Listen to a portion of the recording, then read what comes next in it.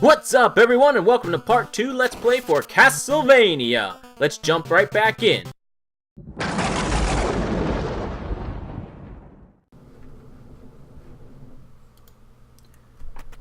So now we are moving on to the 4th area. And we have this cool little falling animation, which I guess we're in the dungeon or sewer area of the castle.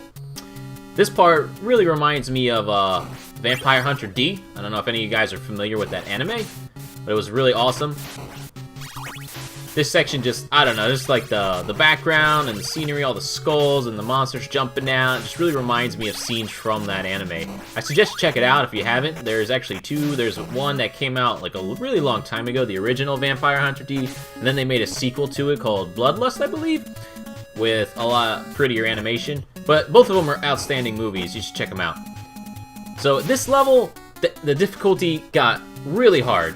So if you might have noticed, I'm actually loading this from one of my runs that I actually made it through without dying, because in this level I died a lot.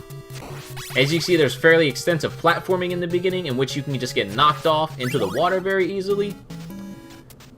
So I had to play through this quite a few times.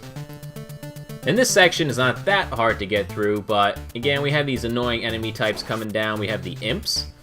Again, I think that's what they're calling, the imps. I call them the monkeys. But as long as you kill them before they get a chance to land, they're not too hard to deal with. And we just keep pressing forward.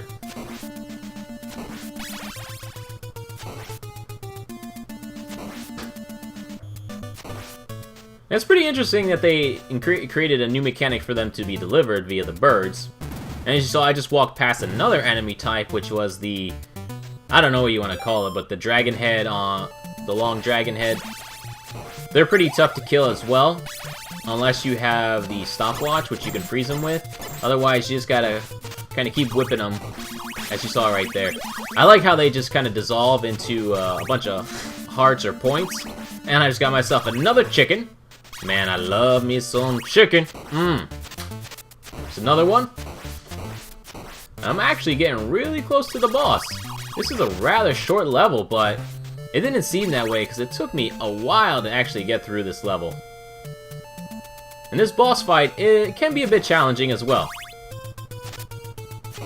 So now we have Frankenstein, and he also happens to have an imp on his shoulder. You can attack either one, either the imp or the Frankenstein, and you do damage to both.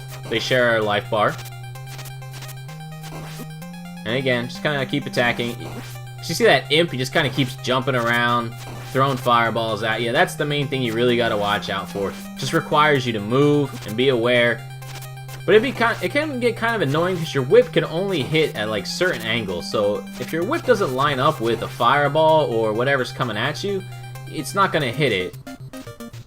Alright, managed to kill Frankenstein. Got myself a health orb, and now on to the next level. That was probably the shortest level so far, but this next level is incredibly difficult, and you will see why very soon.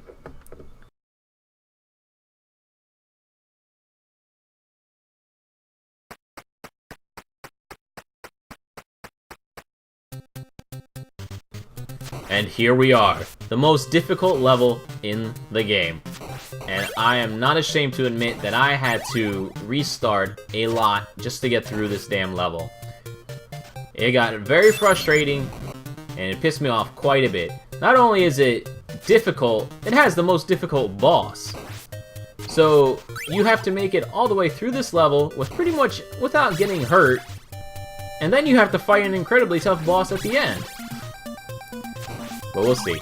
So I guess this one is actually the dungeon of the castle. At least that's what I would get from the background, being that there's like chains hanging off the wall, and you know, different like little jail cells and whatnot. You have quite a variety of enemy types, and we'll see some new ones. Again, we have the imps, which are very annoying. We have these red skeletons, which don't actually die, they just dissolve and then regenerate and come back. See how they jump around? Oh man, it's so annoying. But yeah, you got the red skeletons.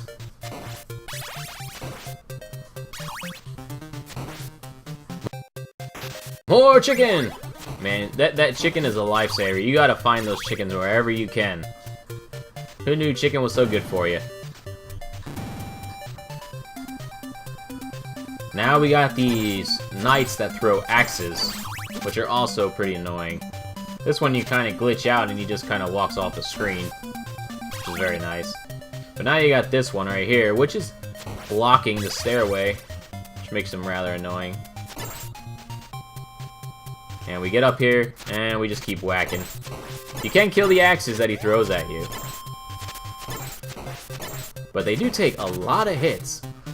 So again, just showing how much the difficulty has increased. Because all the enemies, or most of the enemies, take multiple hits to kill, and every time they hit you, they take about 1/4 of your life bar away. So that means you can only take about 4 hits until you're dead.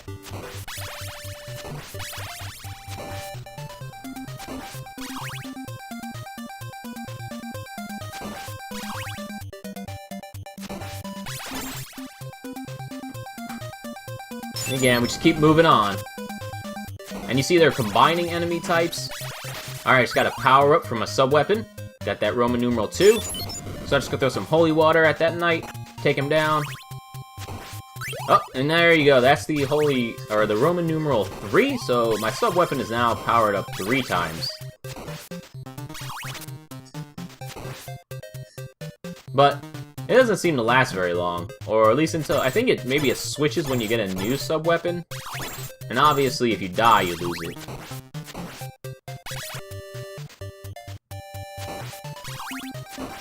And if you see the game skipping a little bit, again, that's just because I had to load from a save state because I died. And again, I died a lot. I tried playing through, like, on a straight, and I just couldn't. It was just too much. And you'll see, once I get past this room into the next room, it is just ridiculous. Probably the hardest room in the game.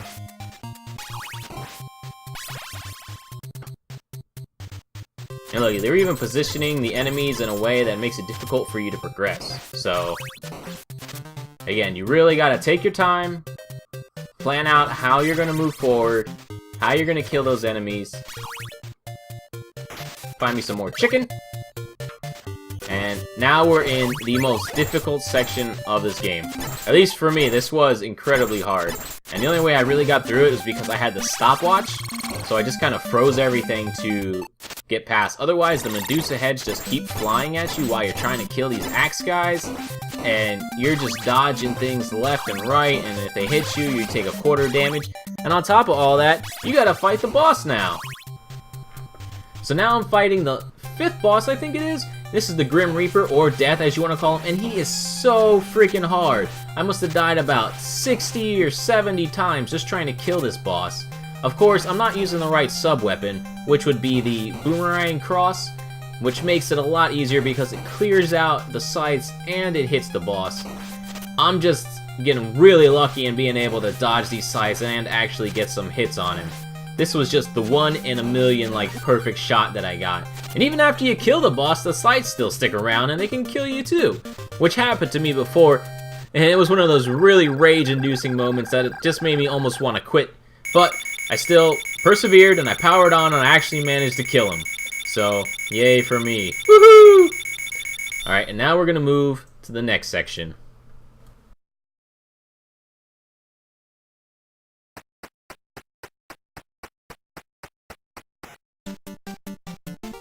Alright, we've reached the final area of the castle.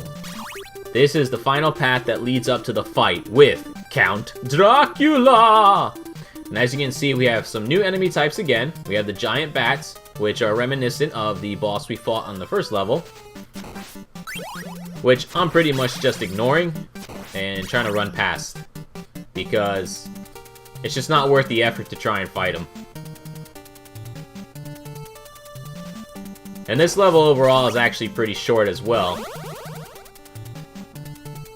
But it does have its challenging moments. Again, we have the skeletons that throw their bones at you. Trying to get him to jump up. There we go. Gotcha. Just keep pushing forward. This one has some pretty good music too. Dun, dun, dun, dun, dun. Dun, dun, dun, dun, dun. Use my stopwatch there just to dodge those bones. Got the other sub-weapon. I got the knife. I don't know if I mentioned the knife before. That's another sub-weapon you can get. And right here, I believe there's some hidden chicken over there on the bottom right, but I'm just ignoring it because I don't want to deal with all of these enemies jumping around. So there's a bunch of gears. I guess there's... I'm not sure what the gears are supposed to be. Maybe like I'm inside of a clock tower or something. And I'm just taking some unnecessary damage there. And scaling the castle, continue.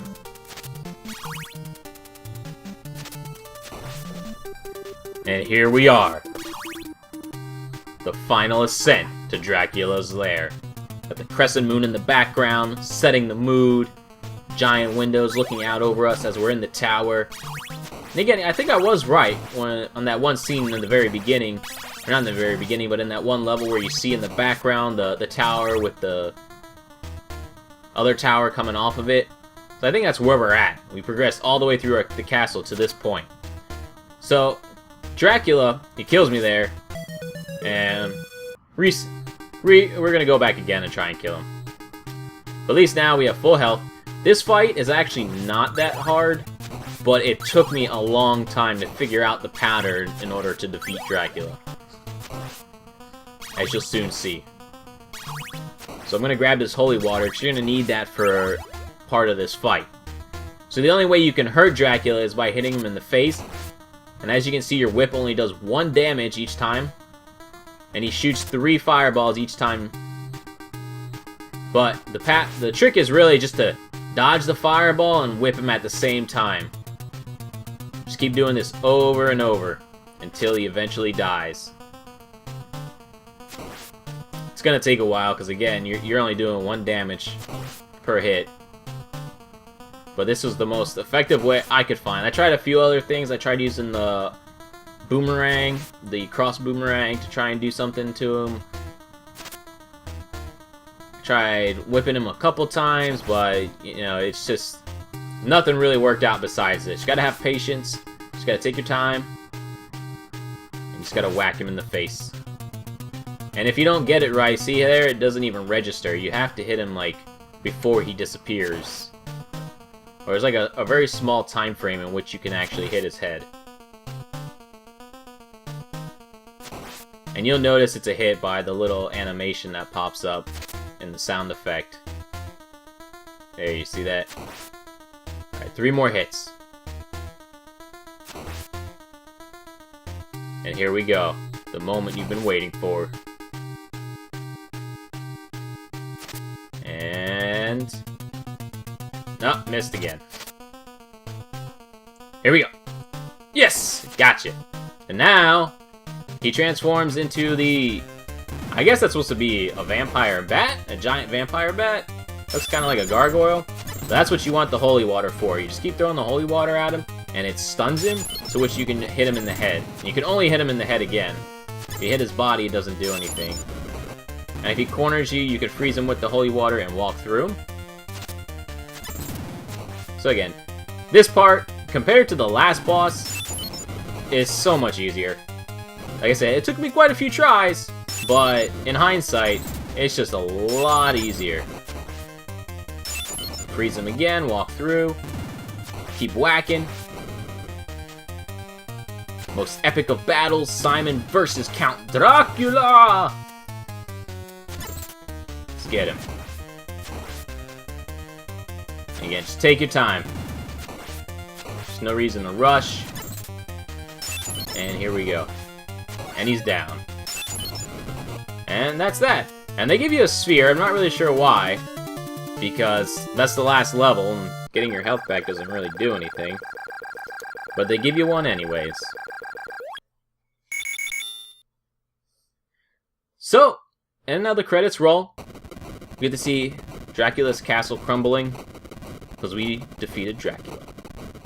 The Belmont clan has succeeded in its lifelong duties of defending the world against Dracula. And you see they put some credits, they put some Bram Stoker, and they do some Kind of shout outs to some of the classic movie monsters, but they spell their names differently. I guess this is a little nod to the inspiration behind the game. Nice to see, though. But that was the game, guys. I hope you enjoyed this Let's Play. I look forward to playing another game. I really enjoy going back and playing some of these games that either I enjoyed as a child or I just didn't get to play. This happened to be one that I never actually played before, but it was really fun. So if you get the chance, I suggest that you play it, see how far you can make it, and see if you think it's as hard as I say it is.